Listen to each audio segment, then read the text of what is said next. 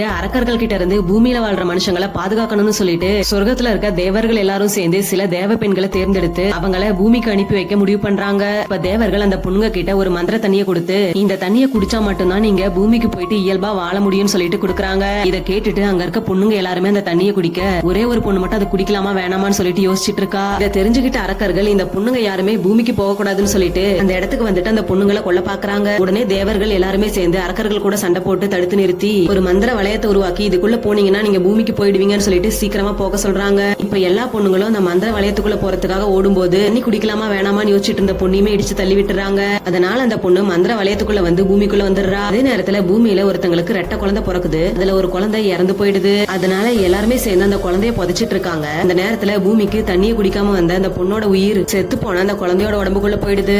உடனே உயிர் வந்து அந்த குழந்தை அழுக இருக்க எல்லாருமே பேயின்னு சொல்லிட்டு பயந்து ஓடி போயிடுறாங்க. அதுக்கப்புறமா கொஞ்ச நேரம் கழிச்சு அந்த குழந்தையுமே தோண்டி எடுத்துடுறாங்க. அதுக்கப்புறமா அந்த குழந்தை வளர்ந்து ஒரு பெரிய பொண்ணா ஆகிடுறா. இவ சொர்க்கத்துல இருக்கும்போது அந்த தண்ணியை குடிக்காம பூமிக்கு வந்ததுனால அன்பு, கோபம், பயம்னு சொல்லிட்டு இவளுக்கு எந்த உணர்ச்சியுமே இருக்காது. அது மட்டும் இல்லாம இவளுக்கு அடிபட்டா கூட எந்த உணர்ச்சியுமே இருக்காது.